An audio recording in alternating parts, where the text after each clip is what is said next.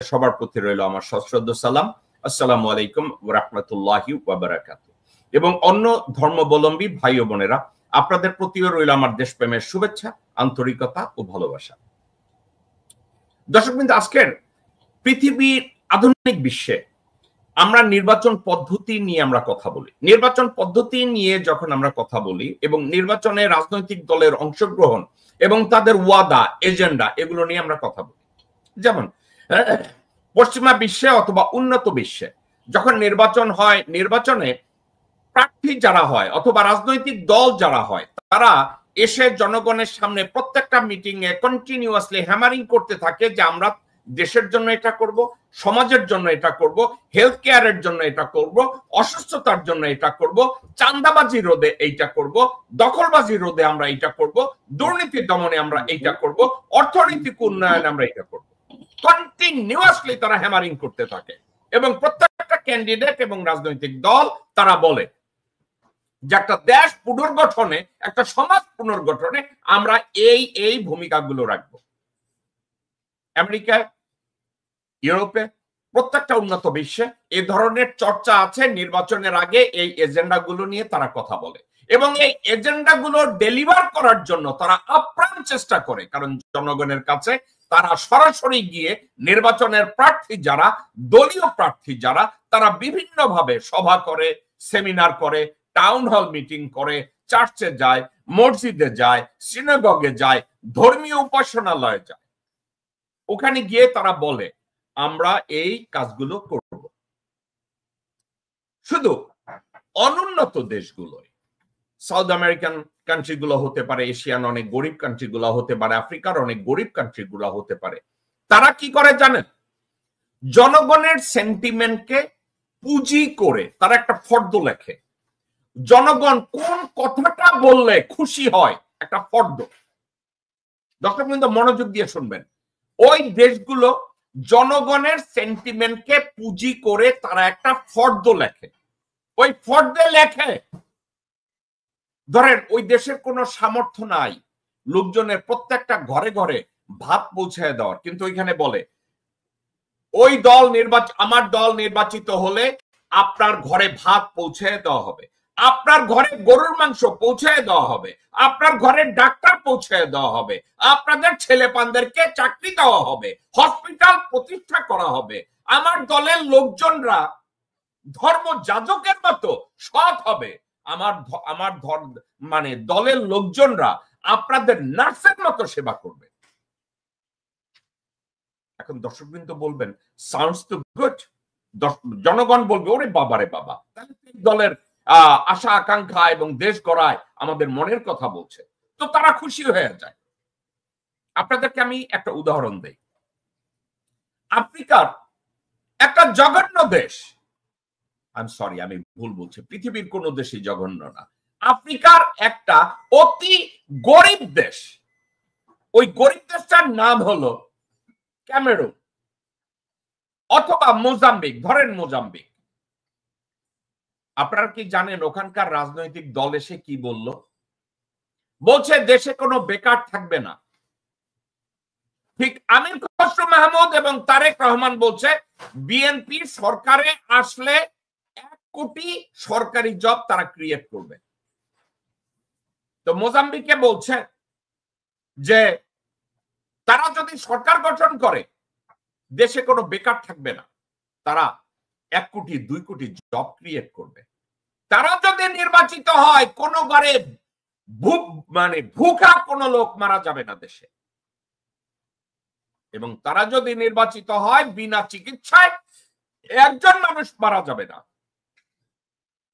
তারা যদি নির্বাচিত হয় শিল্প কলকারখানা গড়ে মোজাম্বিককে সয়লাব করে দেবে। এখন নির্বাচন হলো, কারণ ওই দল যেভাবে ক্যাম্পেইন করেছে যে তাদের জন্য তো এটা করবে। নির্বাচন হলো, নির্বাচন ওই দল জিতলো। 1 বছর গেল, 2 বছর গেল, 3 বছর গেল, যা প্রমিস করেছে এর কোনোটাই আসে নাই। এবং দর্শকবৃন্দ, 4 বছরের মাথায় তারা কোনো কিছু ডেলিভার করতে পারে নাই। এখন 4 বছর পরে কি হয়েছে আপনারা কি জানেন? আবার নতুন একটা ফর্দ লেখা শুরু করেছে, ওই ফর্দ লেখে সামনে চলে এসছে। এবার কি করেছে জানেন? ওই দেশের ওই দলের যে নেতারা মিটিং করতে গেছে, মহিলারা তারা জুতা দিয়ে তাকে পিটানো শুরু করেছে, ঝাড়ু দিয়ে তাকে পিটানো শুরু করেছে, রাস্তাঘাটে চোর গুন্ডা বদমাশরা ছুরি মারা শুরু করেছে। ঠিক ওই মুহূর্তে একজন সেনা প্রধান দেশের জরুরি অবস্থা দিয়ে ক্ষমতা নিয়েছিল, ভদ্রলোকের নাম জেনারেল ওয়েন মিশেল। However, আজকের এই স্টোরিটা কেন বললাম জানেন?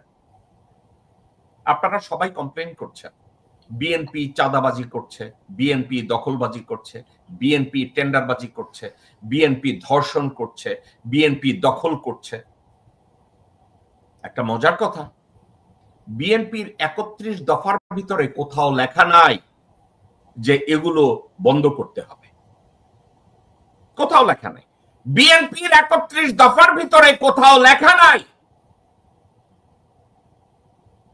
চাঁদাবাজি, টেন্ডারবাজি, দখলবাজি এবং দুর্নীতি এর বন্ধে কোনো দফা নাই।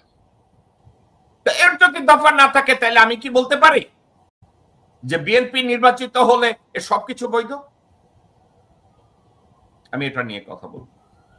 জামাতের সাথে আমরা কম্পেয়ার করব, এনসিপির সাথে আমরা কম্পেয়ার করব, এবং আজকের আরো একটা বিষয় নিয়ে কম্পেয়ার করব। সালমান রহমান হাজতে আসার সময় তাকে দেখা গেছে, তাকে হাজতে পিটানো হয়েছে, আমরা এটা নিয়ে কথা বলব। সেনাপ্রধান মির্জা ফখরুলের সাথে এই আমেরিকা লাথিগুতা খেয়ে যাওয়ার পরে সান্ত্বনা স্বরূপ সেনাপ্রধান তাকে একটু স্পেশাল গুরুত্ব দিয়ে দেখা করেছে, এবং এটা আবার খবরের কাগজে হেডলাইন হয়েছে। অথচ বিএনপির সালাউদ্দিন 24 ঘন্টার ভিতরে 7 দিনে অলমোস্ট 5 দিন 6 দিন সেনাপ্রধানের সাথে দেখা করে, ইন্ডিয়ান হাই কমিশনের প্রণয় ভার্মার সাথে দেখা করে, ওটা হেডলাইন হয় না। আবার সেনাপ্রধান একটা নাটকীয়তা শুরু করেছে, উনি ভারত শহরে সফরে 14 তারিখ থেকে 16 তারিখ ওখানে যাবেন অথবা যাবেন না, একটা ড্রামা পাতিয়েছেন। এগুলো নিয়ে আমরা কথা বলব। দর্শকবৃন্দ, আসুন, আজকে আমার গেস্ট 2 জন বা 3 জন থাকবেন, কিন্তু এই মুহূর্তে আমি ভাগ্যবান শ্রদ্ধেয় ডক্টর মুজিবুর রহমান মজুমদার আমাদের সাথে যোগ দিয়েছেন। আসুন আমরা তার সাথে আলোচনা শুরু করি, এবং অন্যান্য গেস্টরা আমার সাথে পরবর্তী সময় সাইমালটেনিয়াসলি ওনারা যোগ দিবেন। আমি স্বাগত জানাবো আপনাকে, শ্রদ্ধেয় বড় ভাই এবং সম্মানী এবং যোগ্য একজন বাংলাদেশী নাগরিক, আজকের আলোচনায় অংশগ্রহণ করার জন্য আপনাকে স্বাগত জানাচ্ছি। আসসালামু আলাইকুম। আসসালামু আলাইকুম জনাব জাকির সাহেব, আমাকে আজকে নিমন্ত্রণ করার জন্য সালাম এবং অভিনন্দন আপনার, এবং শুভেচ্ছা আপনার দর্শক যারা এখন দেখছেন, আগামীতে যারা দেখবেন সবাইকে আমার সালাম শুভেচ্ছা। ডক্টর মুজিব, আমি আমার ইন্ট্রোডাকশনে একটা কথা বলেছি, নির্বাচনী ইস্তেহার নিয়ে রাজনৈতিক নেতা এবং দলগুলো নির্বাচনের আগে এগুলো নিয়ে টাউন হল মিটিং করে, লোকজনের কাছে কথা বলে, যা কিছু বলে, এবং ওই নির্বাচনী ইস্তেহারে তারা ঘোষণা করে যে আমাদের এইটা করব, আমরা এইটা করব, আমাদের ওইটা করব। এখন বিএনপি নির্বাচনের বহু আগে তারা ডিক্লেয়ার করেছে তাদের ৩১ দফা। এখন ৩১ দফায় আমি নিখুঁতভাবে পড়ে দেখেছি, কোন জায়গায় দেখি নাই যে চাঁদাবাজি, টেন্ডারবাজি, দখলবাজি বা দুর্নীতি এগুলো বন্ধে কোনো দফা নাই। এখন এগুলো বন্ধে যদি কোনো দফা না থাকে তাহলে জনগণ কি আশা করতে পারে যে বিএনপি এই কাজগুলো বন্ধ করবে না কন্টিনিউ করবে? না বিএনপি এই দফাটাকে অ্যাড না করে তারা বলতে চাচ্ছে এগুলো লিগ্যাল আমাদের কাছে? আমার এই কথাটা কি অতি কথন হলো, নাকি লজিক্যালি আমি যে কথাটা বললাম আপনার কাছে মনে হলো যেমন কোন দফা, এমন কোন প্ল্যান তারেক রহমান বা বিএনপির নেই? ৩১ দফা, ধন্যবাদ। ৩১ দফার মধ্যে দফা 13 যেটা, ওটা যদি দেখেন there will be zero tolerance to corruption, এটা লেখা আছে। কিন্তু কথা হলো যে আপনি এখনো পাওয়ারে যাননি, আপনি দিচ্ছেন 13 দফায় জিরো টলারেন্স তারপর বলছেন হোয়াইট পেপার পাবলিশ করবেন, আওয়ামী লীগের করাপশনে 1.5 বছরের যা করাপশন সেগুলো সবই করবেন।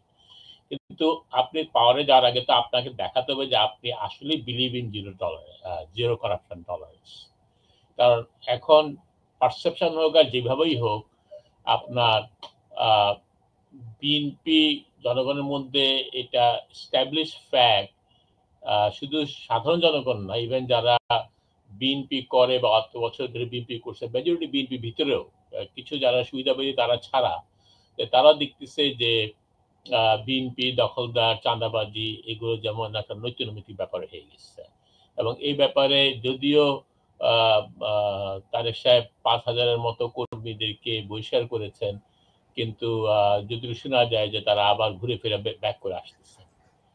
আর এছাড়া অনেক জায়গাতে আমরা দেখতে পাচ্ছি যে আওয়ামী লীগের সন্ত্রাসী যারা ছিল, চাঁদাবাজ যারা ছিল, তাদেরকে নানা ধরনের কমিটি ঢুকানো হচ্ছে এবং সেখানে শোনা যাচ্ছে পয়সা দিয়ে হোক যেভাবে হোক তাদেরকে প্রোটেক্ট করা, তাদেরকে আবার রাজনীতিতে ফিরে নিয়ে আসার ব্যবস্থা করছে। তো এখন আপনার দফা থাকতে পারে, আপনার 13 দফায় রইল যে জিরো টলারেন্স, বা জিরো টলারেন্স আপনাকে দেখাতে হবে যে you are really been zero tolerance. এবং এইটা যদি আপনার 5ই আগস্টের পর থেকে দেখাতে পারতেন যে yes you believe in zero tolerance corruption, তাহলে তো আজকে বিএনপির এই পারসেপশন হতো না জনগণের মধ্যে যে তারা চাঁদাবাজ, দখলবাজ এটা করছে। আমি এখানে একটা কথা বলতে চাই যে আপনার মুজিব ভাই একটু বেয়াদবি নেবেন না, আপনার মাথাটা, হ্যাঁ আমি চাচ্ছি আপনার মাথাটা একটু উপরে নেন। না এখনো হয় না ভাইয়া, এখনো হয় না। এখন ঠিক আছে? না আর একটু উপরে নেন প্লিজ। ওকে এখন ঠিক আছে। মুজিব ভাই আমি বেয়াদবি চাচ্ছিলাম না না না মুজিব ভাই আমি একটু ছোট্ট করে বলি। 13 নম্বর দফায় তারা বলেছে zero tolerance to the corruption. Okay আচ্ছা মুজিব ভাই, যেই দলের বর্তমান বাংলাদেশে অবস্থানরত নেতা এস আলমের সম্পূর্ণ টাকা তদারকি করে, সেক্ষেত্রে তারেক রহমান যদি 31 দফায় বলে zero tolerance to the corruption, আমাদের বাংলাদেশের লোকজনরা কি এতটাই বলদ যে জানবে না যে লোকটা বাংলাদেশের সর্বশ্রেষ্ঠ মানি লন্ডারার, তার ইনচার্জ হলো সালাউদ্দিন, এবং এই সালাউদ্দিন হলো বাংলাদেশের বিএনপির নেতা। সালাউদ্দিনকে নেতা বানানোর পরে তারেক রহমান কি করে বলে zero tolerance to the corruption? আমি সেটাই বলছি যে আপনার একদিকে কি রইলো আর আপনি কি করছেন জনগণ সেটা দেখবে। আপনি যদি লেখেন যে সদা সত্য কথা বলিবে, লিখলেন, বারবার লিখলেন, কিন্তু আপনি যদি সদা মিথ্যা কথা বলেন, জনগণ তো দেখবে আপনি সদা মিথ্যা কথা বলছেন। আপনার খাতা যাই লেখা থাকবে না কেন, আপনি এখন যদি আবার যাই লেখা থাকবে না। আমি যে এই কথাটা একটু বলতে চেয়েছিলাম, পারসেপশনটা বললাম যে এখন যে বিএনপি পারসেপশন হলো তারা চাঁদাবাজ, দখলবাজ। আপনাকে একটু কথা এখানে রেফারেন্স দিচ্ছি যে বিএনপি জিয়া রহমানের সময় আপনি কখনোই শুনেন নাই, জিয়া রহমান সময় এই পার্টি ছিল, কখনোই শুনেন নাই বিএনপি চাঁদাবাজ, দখলবাজ। এবং বিএনপি জিয়া রহমান থেকে শুরু করে তার মন্ত্রিসভা থেকে শুরু করে এমপি থেকে কারো সম্বন্ধে কোনোদিন, ইভেন যারা ছাত্রদল করতো, যুবদল করতো, তাদেরও কখনো শুনেন নাই যে সে চাঁদাবাজ, দখলবাজ। তো এখন যে পার্সেপশন তৈরি হচ্ছে, তার মানে এই লিডারশিপ অ্যালাউ করছে সেই পার্সেপশন তৈরি করার জন্য। এখন আপনি যদি বললেন জিরো টলারেন্স টু করাপশন, কিন্তু আপনি এস আলমের ধন সম্পত্তিকে আপনি টেক কেয়ার করতেছেন, আপনি তার কাছ থেকে বেনিফিট নিচ্ছেন।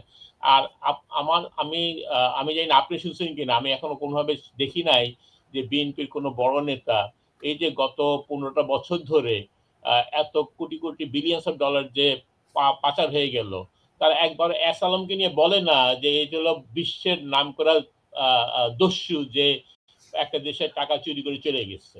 হ্যাঁ, এবং শোনা যায় যে এস আলমের সাথে বিএনপির বড় বড় লিডারদের বৈঠক হচ্ছে, তার আত্মীয় তার ভাইয়ের সাথে নানা জায়গায় বৈঠক হয় এবং তাদের সাথে কম্প্রোমাইজ করে চলতেছে। কেন?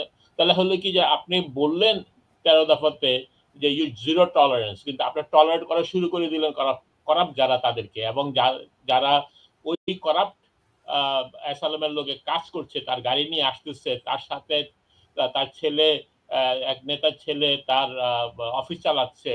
তা আপনি যদি বলেন জিরো টলারেন্স, তাহলে ওইটা কেন আপনি এস্টাবলিশ করলেন না যে যেই লোক বা যার ছেলে এই এস আলম সবচেয়ে বড় দুর্নীতি পৃথিবীর হিস্ট্রিতে, যে একটা দেশের মোর দ্যান $20 বিলিয়ন পাচার করে নিয়ে গেছে, তার সাথে আপনার দলের সম্পর্ক থাকবে কি কারণে? তাহলে তো আপনি জিরো টলারেন্স আপনি এস্টাবলিশ করতে পারেননি। হ্যাঁ, তাহলে 13 দফার প্রথম লাইন যেটা, there will be zero tolerance for corruption, এই কথাটা তো আপনি মুছে ফেলতে হবে, বা এটা আপনি you did not justify that. তো সেইখানে আমি মনে করি যে ইটস এ ফেলিওর, এবং বাংলাদেশের জনগণ তারা যে দলই করুক না কেন, সাধারণ জনগণ এবং বাংলাদেশের যারা কনসিয়াস পিপল, তারা কি লেখা থাকলো ওইটা হচ্ছে বড় কথা হলো যে আপনি কি এস্টাবলিশ করছেন, কি করতেছেন, কি প্র্যাকটিস করতেছেন, সেটা মানুষ মূল্যায়ন করবে বেশি দেন আপনার 13 দফাতে বা 31 দফা 19 দফাতে কি লেখা ছিল। বা মুজিব ভাই বেয়াদবি নিয়ে না, জার্মান 19 দফাতে কাজ মুজিব ভাই আপনাকে থামাতে চাই না। আমি একটা বিএনপির চরিত্রটা আপনাকে আমি বুঝাতে চাচ্ছি। এই মুহূর্তে আমি আর আপনি বলছি যে বিএনপির এসালম এইটা করে, বিএনপির এই দুর্নীতি, এগুলা লেখা নাই। আমি দেখলাম বিএনপির এক সমর্থক, তার নাম শরীফুল ইসলাম, এর নাম হলো শরীফুল ইসলাম, এবং তার পুরা প্রোফাইলে দেখা যায় বিএনপি জিন্দাবাদ, বিএনপির অমুক, বিএনপির সেমুক। সেই লোক বলছে এই শালারে নিয়ে এসে গুলি করে মারা দরকার। কোন শালাকে? মানে শালা মানে আমি আর আপনি, আমরা যে কথা বলছি। সে কি আমাদেরকে বুঝাচ্ছে না কিছু এসালমকে বুঝাচ্ছে? না, আমাদেরকেই বুঝাচ্ছে। আমি আপনাকে ঠান্ডা মাথায় একটা কথা বলি, এর অর্থ কি জানেন? ইন্টিমিডেট করা, অর্থাৎ বিএনপি দুর্নীতি করবে এবং এই দুর্নীতি নিয়ে কথাও বলা যাবে না। যদি কথা বলেন আপনাদেরকে দেশে নিয়ে গুলি করে মারবে। এই হচ্ছে বিএনপির চরিত্র, এই হচ্ছে জিরো টলারেন্স, এই হচ্ছে জিরো টলারেন্স। একটা কথা বলি শুনেন, আমরা এই সেঞ্চুরি সবচাইতে জঘন্য স্বৈরশাসক ফ্যাসিস্ট হাসিনাকেও ভয় পাই না।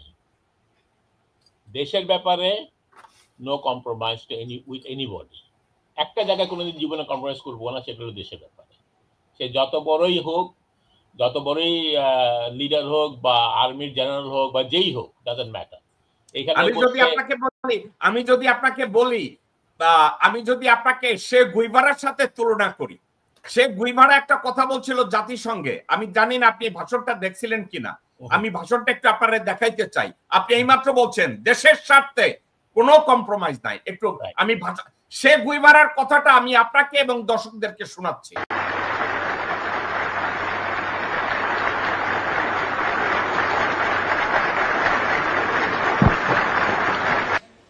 Patria o muerte.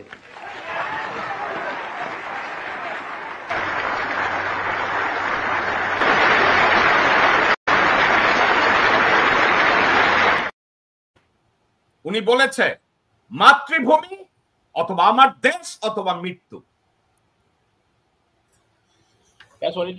আপনার একটা দেশপ্রেমিক লোক, আর বিশেষ করে আমার কষ্ট হয় কি যখন আমি চিন্তা করি বাংলাদেশের ইতিহাস, এতগুলো লোকের স্যাক্রিফাইস, এতগুলো লোকের ব্লাড দিয়ে এই দেশটা তৈরি, সেখানে আমাদের মধ্যে কি করে আনপেটিটিক লোক তৈরি হয় যারা দেশকে বিক্রি করে নিজের স্বার্থে। এটা দুঃখজনক। আমরা 25শে মার্চ সেলিব্রেট করি জাঁকজমক করে, আমরা 16ই ডিসেম্বর সেলিব্রেট করি জাঁকজমক করে, কিন্তু আমরাই আবার এই করাপশনকে অ্যালাউ করি, আমরাই আবার দেশকে বিক্রি করে দেওয়ার জন্য লিডার তৈরি করি, পার্টি তৈরি করি যারা দেশকে বিক্রি করে। এই যে আপনার এখানে আমি গত একটা প্রোগ্রামে বলছি যে আপনার যে দিল্লিতে ইন্ডিয়ার প্রেস যে আপনার সেক্রেটারি জেনারেল যে কি গৌতম বসু নাকি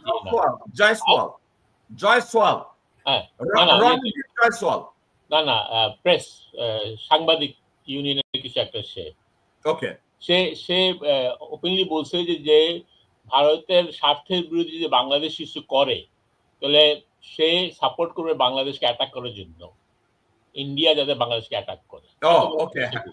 আপনি বলেছিলেন, আমি কথাটা বলছিলাম, কিন্তু আমি একটা রাজনৈতিক দলের একটা লিডারকে দেখলাম না এটা প্রোটেস্ট করার জন্য এখন পর্যন্ত। আপনি কি ধরেন আপনাকে আপনার দেশের স্বাধীনতা সার্বভৌমত্ব আপনি রক্ষা করার জন্য আগে আসেন না, আপনাকে একটা দেশ থ্রেট করতেছে, তাহলে আপনি কি বিশ্বাস করেন এটা একটা রাষ্ট্র? আমরা যদি একটা রাষ্ট্র হিসেবে নিজেকে বিশ্বাস করি তাহলে আমাদেরকে রাষ্ট্রটা নিয়ে কথা বলতে হবে, এবং আমাকে যে থ্রেট করবে তার এগেইনস্টে কথা বলতে হবে। আমি একটা এক্সাম্পল দিই, আপনি নিশ্চয়ই শুনছেন বুর্কিনা ফাসো সম্বন্ধে। তো কিছুদিন আগে আপনার leader should be like this. America আপনি জানেন একটা ভিসা করছে যে $100,000 দিতে হবে করার জন্য, ভিসার জন্য আফ্রিকান এদেরকে। সে করছে কি আমেরিকানদেরকেও দিয়ে দিচ্ছে একই যে বুরকিনা ফাসোর ভিসা নিতে হলে $100,000 দিতে হবে। এটা নিয়ে ট্রাম্প অ্যাডমিনিস্ট্রেশন থেকে বলা হয়েছে যে এটাকে উইথড্র করার জন্য। সে বলছে আগে তুমি উইথড্র করবে, তারপর আমি উইথড্র করবো। কথা বলছে। তো আপনাকে দেশকে নিয়ে চিন্তা করতে হবে এবং আপনাকে সে সাহস থাকতে হবে সত্যি কথা বলার জন্য। আমি আমাদের এখনো একটা রাজনীতিবিদ পাই না যে ভারত যখন একটা কথা বলবে, ভারত একটা লোক যখন থ্রেট করে, এটা একটা কথা বলার মতো লোক পাই না দেশে। আমাদের উচিত কি জানেন, আমি আমি খুব এটা নিয়ে খুব চিন্তা করছিলাম যে স্বাধীনতা যুদ্ধ চলাকালীন সময় থেকে এই পর্যন্ত ভারত যত রকম অপকর্ম করছে বাংলাদেশে, যতগুলো কিলিং করছে, যতগুলো লুটপাট করছে, আপনারা জানেন স্বাধীনতা যুদ্ধের পরপর তারা বিলিয়ন্স ডলার জিনিস বাংলাদেশে চুরি করে নিয়ে গেছে। এবং তারপরে যত আমাদের মুক্তিযুদ্ধ থেকে মারছে তারা, সব চৌকস অফিসারদেরকে কনস্পিরেসি করে তারা মারছে।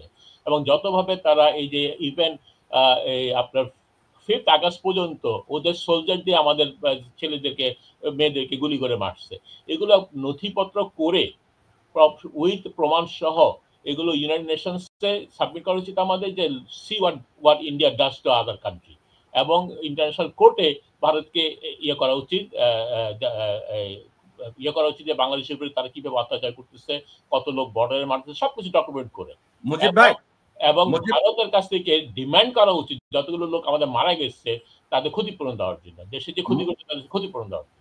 মুজিব ভাই, আপনি আমাকে খুব ভালো একটা প্রস্তাবের কথা বলছেন, কিন্তু আপনাকে আমি একটা কথা বলি। মুজিব ভাই, আমরা হচ্ছি ওই মুসলমান জাতি, রোজার মাসে নিউ ইয়র্কে মঙ্গল শোভাযাত্রা করবে, শুক্রবার দিন 12টা থেকে শোভাযাত্রা শুরু হবে। আমি এটাকে থামানোর জন্য কুইন সুপ্রিম কোর্টে গেলাম যাতে একটা স্টে অর্ডার দেয়, শুক্রবারে রোজার মধ্যে এই মঙ্গল শোভাযাত্রার সময়টার জন্য পরিবর্তন করা হয়। মুজিব ভাই, আমার বিপক্ষে গিয়ে 31 জন দাঁড়ালো হিজাব পরে, ঘোমটা দিয়ে। মহিলা আমার বিরুদ্ধে গিয়ে দাঁড়ালো যে না, মঙ্গল শোভাযাত্রা আমাদের ধর্মে কোনো বাধা দেয় না। আপনি বলবেন জাতিসংঘে আমাদেরকে এটা দিতে, যে মুহূর্তে আমি আর আপনি এটা নিয়ে জাতিসংঘে যাব, এই বাংলাদেশি আমাদেরই কিছু ভাই বোন আত্মীয় স্বজন ওখানে গিয়ে দাঁড়াবে যে জেকব ভালো না, ডক্টর মুজিব ভালো না, নীরা ভালো না, ইন্ডিয়া হচ্ছে আমাদের জন্য প্রভু। না শুনেন, আমার আপত্তি নাই আমাকে ভালো না বলুন, কিন্তু আমি ফ্যাক্ট যেটা সাবমিট করবো সেটাকে কাউন্টার করার জন্য যদি তোমার কোনো থাকে, লজিক থাকে, কমেন্ট ফরওয়ার্ড উইথ দ্যাট। আপনাকে কাউন্টার করার জন্য তারা তো সত্য বলবে না মুজিব ভাই, মিথ্যা তো টিকবে না। মিথ্যা তারা টিকিয়ে ফেলেছে মুজিব ভাই, কি বলেন আপনি? আপনি চট্টগ্রামে মারমা মেয়েটাকে বলেছে ধর্ষণ করেছে, ওই মেয়ে নিজে হুঁশ ফেরার পরে বলছে আমাকে ধর্ষণ করে নাই, তাকে ফরেনসিক রিপোর্টে বলা হয়েছে তাকে ধর্ষণ করে নাই, কিন্তু 2-3টা গ্রাম জ্বালায় দেওয়া হয়েছে। বিশ্বব্যাপী সবাই জানানো হয়েছে যে সেনাবাহিনী এবং বাংলাদেশিরা হিল ট্রাক্সে গিয়ে মারমাদের ধর্ষণ করে, তারা এস্টাবলিশ করে ফেলেছে, কিন্তু সাবজেক্টটা মিথ্যা। আমি আসছি মুজিব ভাই আপনার কাছে, নিরুনিরা আপনার কাছে। আমি আপনাকে ওয়েলকাম টু দা শো। আসসালামু আলাইকুম। আমি ওয়ালাইকুম আসসালাম। আপনার কাছে একটা সাবজেক্টে আমি প্রশ্ন করব যেটা মুজিব ভাই ইতিমধ্যে উত্তর দিয়েছে, তারপরে আপনি শুধু মানবাধিকার কর্মী না, আপনি একটা রাজনৈতিক দলকেও সাপোর্ট করেন। আপনাদের 31 দফায় কোন জায়গায় লেখা নাই যে চাঁদাবাজি, টেন্ডারবাজি, দখলবাজি বা দুর্নীতি বন্ধে কোনো দফা নাই। শুধু 13 নম্বর দফায় লেখা আছে zero tolerance to the corruption. এখন মজার কথা, আপনার দলের বর্তমানে বাংলাদেশে আপনার দলের নেতা মহাসচিব না, আপনার দলের নেতা হচ্ছে সালাউদ্দিন। এখন সালাউদ্দিন এস আলমের লুটকৃত সকল পয়সা নিয়ন্ত্রণ করে সে, ম্যানেজ করে সে, নেতৃত্ব দেয় সে। ওই সালাউদ্দিন দলের নেতা বাংলাদেশে, তাকে রেখে যদি বলে 31 দফায় জিরো টলারেন্স, আবার নুরুদ্দিন অপু কালবেলা নিউজ পেপার দখল করে, তার রহমানের বউকে এয়ারপোর্টে রিসিভ করে, আদর আপ্যায়ন করে। আবার হুমায়ুন কবির কংগ্রেসম্যানদের স্বাক্ষর জালিয়াতি করে, তার নেতৃত্বে ডক্টর মোহাম্মদ ইউনূসের সাথে আমেরিকায় পাঠানো হয়। আবার গোরখতক আব্বাসের ছেলে ইয়াসিন আব্বাস আজাদ স্পোর্টিং ক্লাব দখল করে। এখন আপনাদের 31 দফায় যদি লেখা থাকে zero tolerance to the corruption, আমি যে কাজগুলোর কথা বললাম এগুলো কি করাপশন, নাকি এগুলো কোরআনের আয়াত নাজিল হয়েছে এই জন্য তারা করছে? জেকব ভাই, থ্যাংক ইউ। যদিও উত্তরটা দিতে আমাকে একটু এদিক সেদিক যেতে হবে, আমি জানি আপনি এটা অ্যালাউ করেন না, তবে আজকের জন্য আমাকে একটু অ্যালাউ করেন কয়েক সেকেন্ড। যেটা হলো যে গোড়াঘাটে দেখা যায় পুরোটাই কিন্তু ভারতের খেলা। আমরা হলাম ভারতের এ টিম এন্ড বি টিম। আমরা এ টিমকে একটা পর্যায়ে নিয়ে পৌঁছেছি, এখন আমাদের বি টিমকে সাপোর্ট করতে হবে। আজকে যদি আমরা বি টিমকে এইভাবে যদি আনতে না পারি তাহলে তো আমরা ওখানেই শেষ। এখন বি টিমকে তো আমাদের উজ্জীবিত করে রাখতে হবে। আমাকে আপনি যতই বলেন না কেন, আজকে আমাদের এই দলকে যতই আপনি বলেন না কেন, দলের মানে সার্বিক আপনি পুরাটা নিয়ে বলতে পারবেন না। হ্যাঁ, যাদেরকে ফিগার আউট করা যায় তাদেরকে নিয়ে বলেন। অবশ্যই তাদের অন্যায় আছে, অবশ্যই তাদের দোষ আছে, সেটা পাবলিকলি এখন বাংলাদেশের জনগণও জানছে, বুঝছে এবং দেখতে পাচ্ছে যে মূল সমস্যাটা কোথায়। আর আজকে যে এই দুর্নীতির কথাগুলো যে বলবেন, আমরা মনে করতেছি আমাদেরকে তো শিখিয়ে দিয়ে গেছে, জন্য খুবই সহজ হয়ে গেছে করাটা। কারণ আমরা 16-17 বছর বসে তো শিখেছি যে সামনের পথগুলো কি আমাদের সামনে চলে আসছে, তো সেজন্য এটা আমাদের জন্য ইজি। আর এই প্রোটেস্টের সাবজেক্টটা বা আলোচনা সমালোচনার সাবজেক্টটা, আজকে দেখেন ভারত একটা কথা বলবে আর সেটার কোনো উত্তর যে আমরা দিতে পারতেছি না, সেটা তো অনেক পরের কথা। আগে আমাদের দেশের মধ্যে দেখেন একজন পলিটিক্যাল লিডার একটা কথা বলল, দলীয় একজন যে উত্তর দিবে সেটার উত্তর কিন্তু ঠিকভাবে দিচ্ছে না, আর এটা দেওয়ার সাহসও দেখাচ্ছে না। কারণ তখন তারা মনে করে কাকে উত্তর দেব, কিভাবে উত্তরটা দিব, সবই তো আমার আত্মীয় স্বজন, ভাই ব্রাদার। এই যে এইটা করে যে আমাদের নৈতিকতার যে অবক্ষয় হচ্ছে, এটা নিয়ে কিন্তু আমরা একবারও চিন্তা করি না। আমরা দল দল করি, আমরা দেশ দেশ করি। দেশ তো সবকিছুর ঊর্ধ্বে। আজকে আমাদের দেশ থাকবে তো আমরা দল 101টা করতে পারবো, কিন্তু আমাদের দেশ যদি সঠিক পথে না থাকে আমরা কিভাবে সার্ভাইভ করব? আমরা পলিটিশিয়ানরা এটা তো চিন্তা করি না। আমরা তো বেলা শেষে সবাই আত্মীয় স্বজন হয়ে যাই, বেলা শেষে সবাই আমরা ভাই ব্রাদার হয়ে যাই।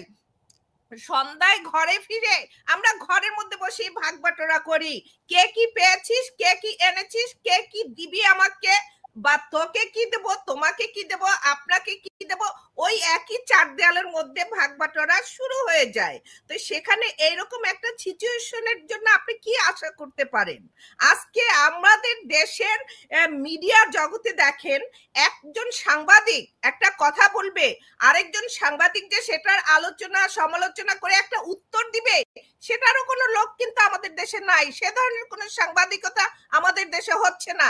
আমাদের দেশের নাম করা আছে, বুদ্ধিজীবী আছে, চুক্তিজীবী আছে, সুশীল জনগণ যারা আছে, এই সুশীল সমাজ আছে, তাদের দায়িত্বটা কি?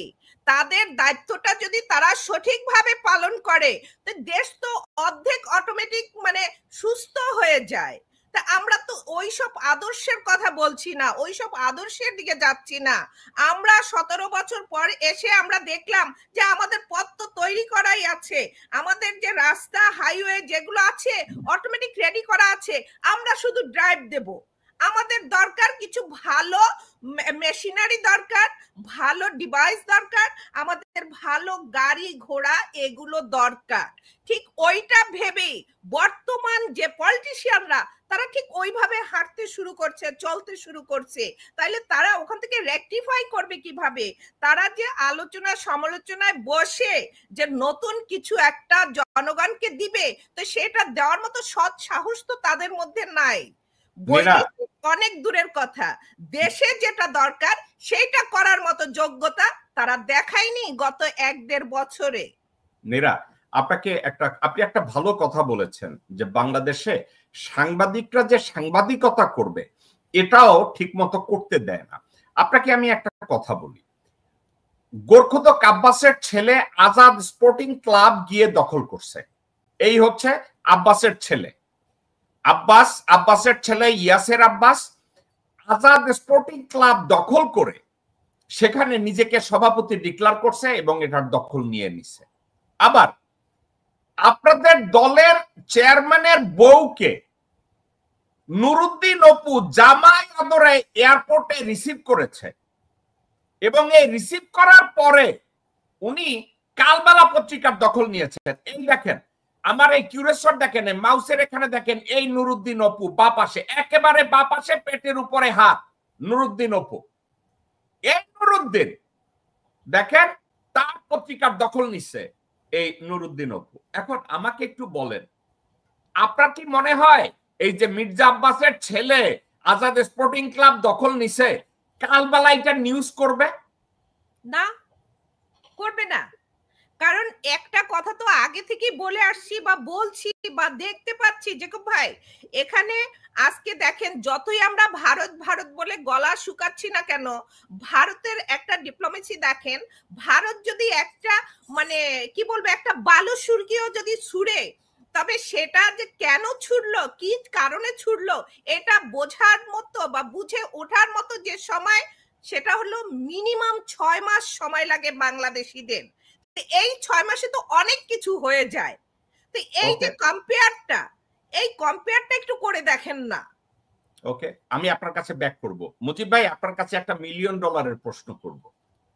আচ্ছা মুজিব ভাই, আমি যদি বলি বাংলাদেশে কোন রাজনৈতিক দলে এমন কোন নেতা নাই যারা ভারতীয় একজন রাজনৈতিক দলের নেতা বা মন্ত্রী বা সচিব তাদের দিকে চোখে চোখ রেখে দ্বিপাক্ষিক আলোচনা করে যোগ্যতা ভিত্তিক বিচারে বাংলাদেশের ইন্টারেস্ট প্রোটেক্ট করবে? বাংলাদেশের কোন রাজনৈতিক দলে এমন একজন নেতা নাই। আমি যদি এই কথাটা বলি খুব কি অন্যায় বলা হবে মুজিব ভাই? রাজনৈতিক নেতা নাই তা নয়, নিশ্চয়ই আছে, কারণ সব দলের মধ্যে কিছু না কিছু দেশপ্রেমিক লোক আছে, কিন্তু তাদেরকে ওই দলের মুখপত্র বানানো হচ্ছে কিনা বা তাদেরকে ওই জায়গায় বসানো হচ্ছে কিনা সেটা হলো কোশ্চেন। আমি আপনাকে একদিন একটা ঘটনা বলেছিলাম, যুব দলের ঘটনা অনেক আগে, যখন যুব দলের কমিটি হতে যায়, এটা হলো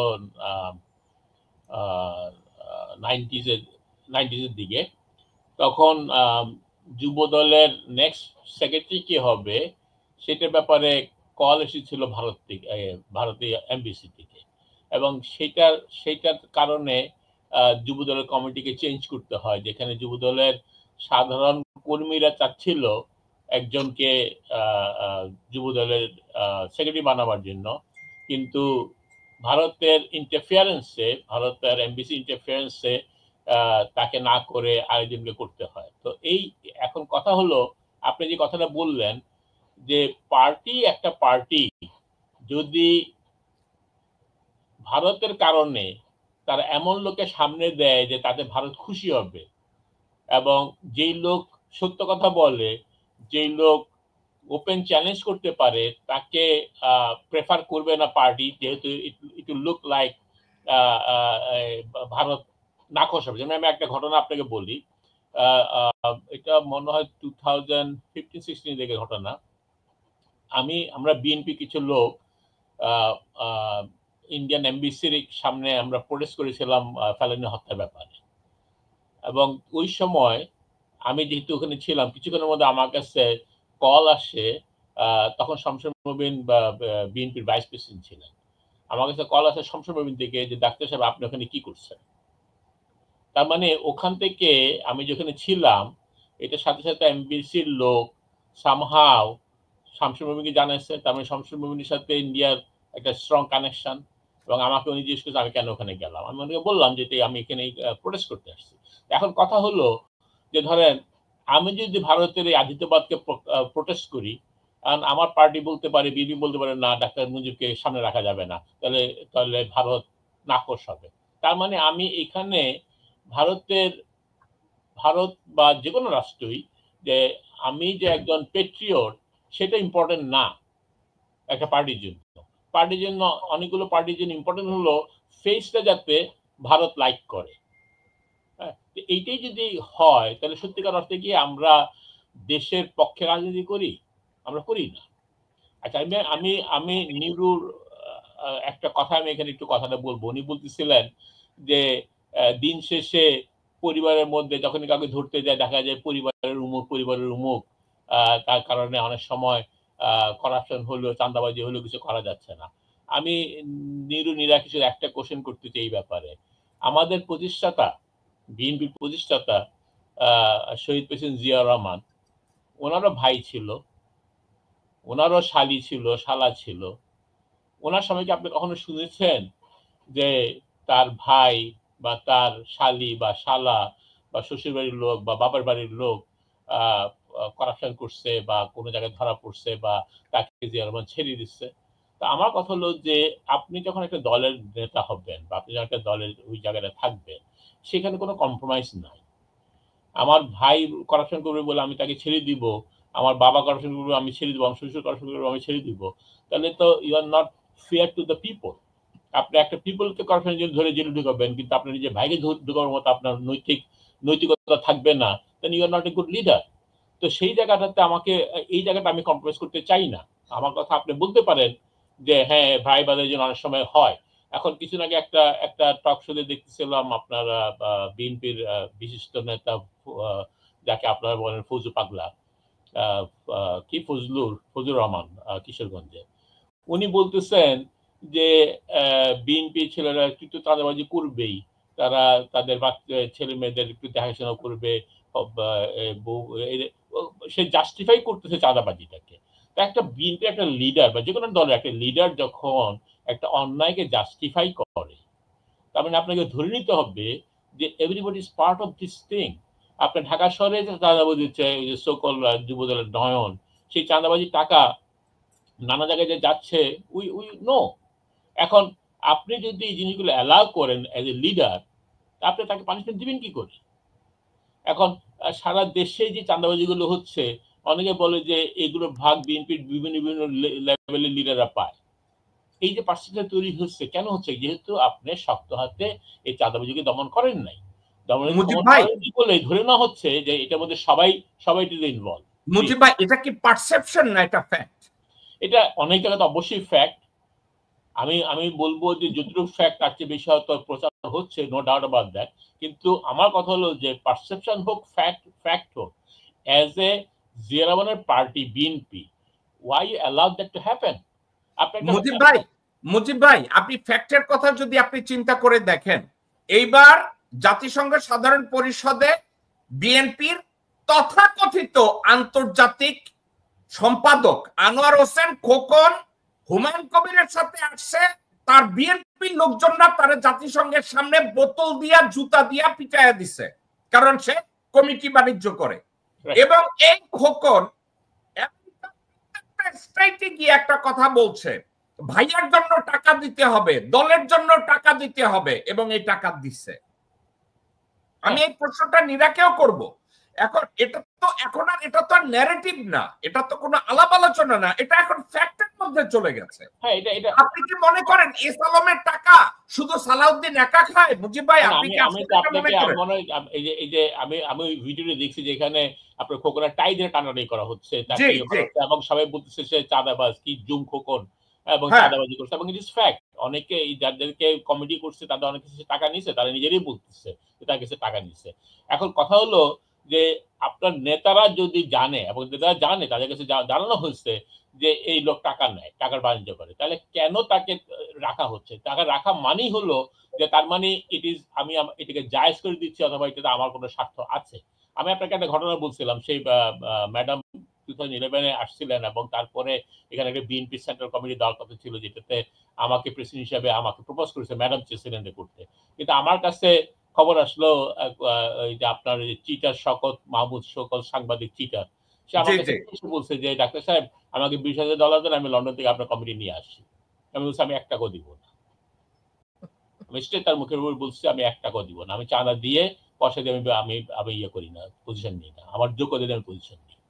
তো এখন কথা হলো আমি যদি অর্গানাইজেশনের মধ্যে এই কালচার তৈরি করি, তাই না, তাহলে তাই হবে। এখন আপনি যখন ওভার এতগুলো বছর ধরে এই কালচারটা তৈরি করছেন, এখন এটা নানা জায়গাতে এটা ছড়াই পড়ছে এই কালচার। কারণ আমি বলছি যে আমি যদি করাপ্টেড হই, আমার আন্ডারে যে লোক কাজ করবে সে করাপ্টেড হলে আমি কিছু করতে পারবো না তাকে, কারণ সে তখন আমার চোখে দিকে চোখ তাকে বলতে পারবে যে স্যার আপনি তো তাই করেন। তো এই জন্য বলছি যে বিএনপিকে যদি সত্যিকারের করাপশন ফ্রি রাজনৈতিক দল হতে হয়, জিয়া রহমানের যে বিএনপি, সেই বিএনপি যেতে হয়, তাহলে আদর্শগতভাবে তাদেরকে, নৈতিকতাভাবে তাদেরকে ওই জায়গায় যেতে হবে। ওই মুখে বললে আর 31 দফাতে থাকলে ইট ম্যাটার্স নাথিং।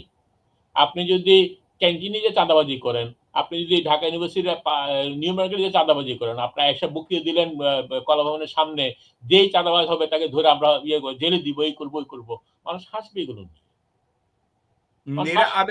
মুজিব ভাই আমি আপনার কাছে আসছি। নীরা আপনাকে আমি একটু জিজ্ঞাসা করি। মুজিব ভাই কয়েকটা ইম্পর্টেন্ট কথা বলছে যে নীতিগতভাবে আপনারা 31 দফা তৈরি করবেন আর দলের নেতৃত্ব দিবেন মির্জা আব্বাসের কাছে, দলের নেতৃত্ব দিবেন সালাউদ্দিনের কাছে। আচ্ছা নীরা আপনাকে আমি বলি, আব্বাসের শিক্ষাগত যোগ্যতা ইউজুয়ালি আপনাকে এবং মুজিব ভাইকে দুইজনকে এবং দর্শকবৃন্দ আপনাদেরকে বলি, পূর্তমন্ত্রী যাদেরকে বাংলাদেশে বানায়, পূর্তমন্ত্রীরা আসলে কি হয় জানেন? ইঞ্জিনিয়ার। এ ব্যাপারে তার জন্য ইঞ্জিনিয়ার অবশ্যই তাকে থাকতে হবে, ইঞ্জিনিয়ারিং ডিগ্রি এবং অভিজ্ঞতা এগুলো থাকে। কিন্তু মির্জা আব্বাস যার বিএ পাস একটা সার্টিফিকেট আছে, এই পরীক্ষাটাও সে দিছে কিনা সন্দেহ আছে, এই মির্জা আব্বাসকে পূর্তমন্ত্রী বানানো হলো। পূর্তমন্ত্রী বানানোতে কি হয়েছে নীরা আপনাকে আমি ঠান্ডা মাথায় বলি, এই গোরখতক আব্বাস কমলাপুর রেলের জমি দখল, শাহজাহানপুরের রেলের জমি দখল, সবুজবাগের রেলের জমি দখল, অর্থাৎ ঢাকা মহানগরীতে সরকারি জায়গা দখলে মির্জা আব্বাসের চাইতে বড় কোনো চ্যাম্পিয়ন নাই। এখন এই গোরখতক আব্বাসের নেতৃত্বে ফুটবল খেলার মাঠ, ফুটবল ক্লাব দখল হয়, এই গোরখতক আব্বাসের নেতৃত্বে বাস স্ট্যান্ড দখল হয়।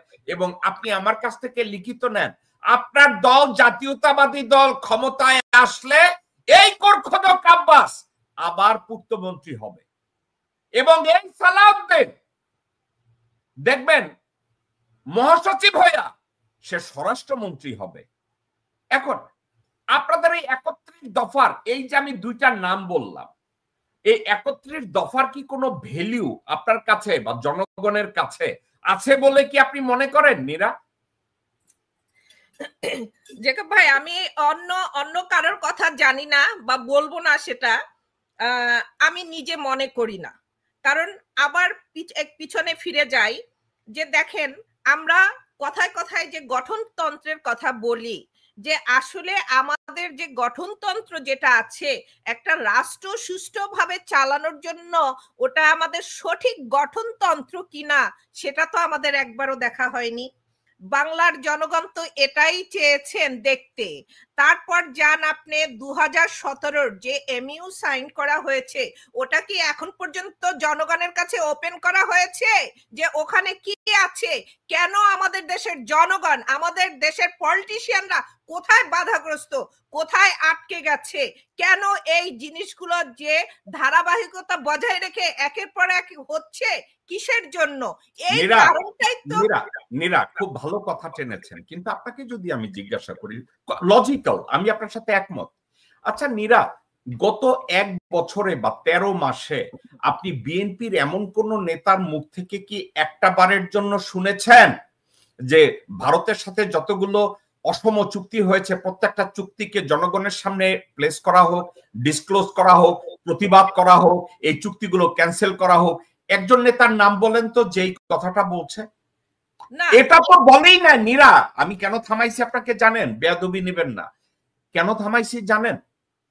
মির্জা ফাক অর্থাৎ আপনার দলের মহাসচিব নিউ ইয়র্কে এবং বাংলাদেশে বসে বলছে নির্বাচন আওয়ামী লীগকে এবং জাতীয় পার্টিকে বাদ দিয়ে নির্বাচন হবে না।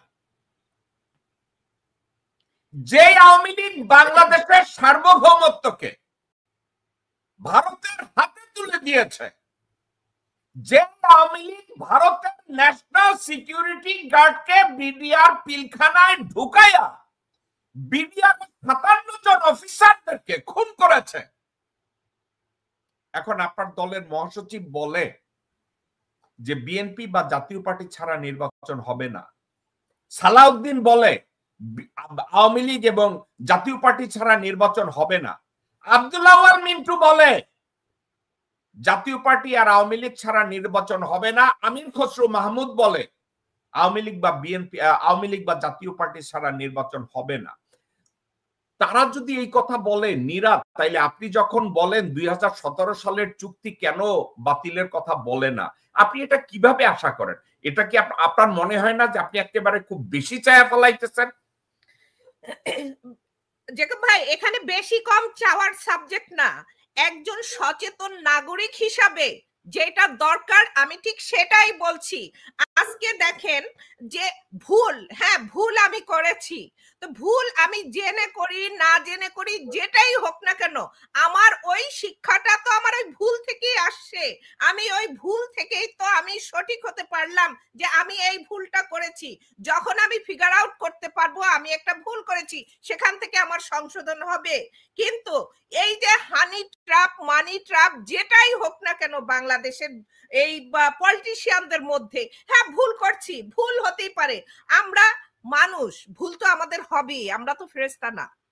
তো সেখান থেকে যদি আমি আমার দেশকে ভালোবাসি, আমার দেশের জনগণকে ভালোবাসি, হ্যাঁ ভুল করছি, ভবিষ্যতে আর ভুল হবে না আমার দ্বারা, এই প্রমিসটা করে যদি আমাদের দেশের পলিটিশিয়ানরা সামনে আগায় তাহলে তো আর কোনো সমস্যা থাকে না। কিন্তু আপনি কি এই ধরনের কোন নেতা বিএনপিতে দুই একজনের নাম বলতে পারেন? বিএনপি বলবো কেন, গোটা বাংলাদেশেই তো দেখতে পাচ্ছি না। গোটা বাংলাদেশে যদি আজকে আমরা দেখতে পেতাম তাহলে গত এই যে 14 মাস পার করে দিচ্ছি আমরা, শুধু মনে হচ্ছে তো গলাবাজি করছি, কিন্তু আমরা যে কথাগুলো বলছি, আমরা যে সমস্যাগুলো সামনে তুলে দিচ্ছি, ওখান থেকে তো কই আমাদের দেশে পলিটিশিয়ানরা পিক করছে না কিছু। কেন? ওখানে কি তার পিক করলে কি তাদের সমস্যা না দেশের জন্য এইগুলো কাজগুলো এখন দরকার? আগে আমার দেশ। নীরা, আপনাকে যদি আরেকটা প্রশ্ন করি, আপনি বেয়াদবি নিয়েন না। একজন ভদ্রলোক, ওনার নাম আবু তাহের, উনি একটা প্রশ্ন করেছে। মুজিব ভাই কথাটা একটু মনোযোগ দিয়ে শুনবেন। উনি বলেছে ডাক্তার মুজিবুর রহমানের একটা মেডিকেল লাইসেন্স রয়েছে, ওনার অভিজ্ঞতা রয়েছে, ওনার অর্জন রয়েছে, আর তারেক রহমানের একটা এইচএসসি পাস সার্টিফিকেট রয়েছে। উনি এই কথাটা বলছে। এখন এটার সাথে আমি একটু যোগ করে বলি নীরা,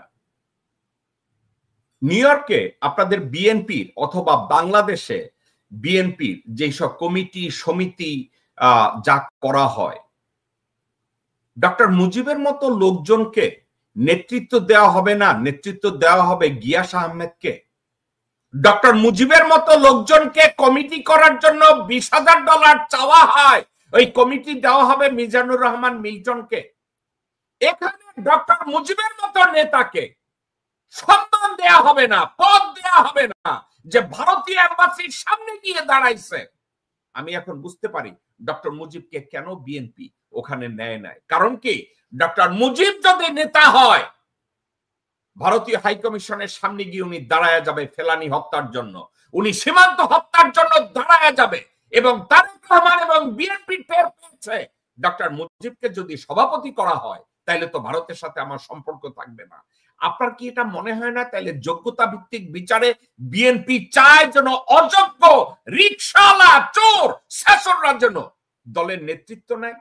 আপনার কি এটা মনে হয় না নীরা? জেকব ভাই, এখন এই কথার পিছনে বলতে হয় যে প্রতিটা সংগঠনেরই কিন্তু একটা ধারাবাহিকতা থাকে।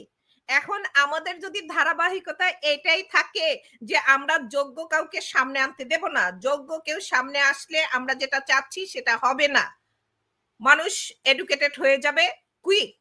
তো এখন এটা চাইলে তো আমরা এটা করতে পারবো না।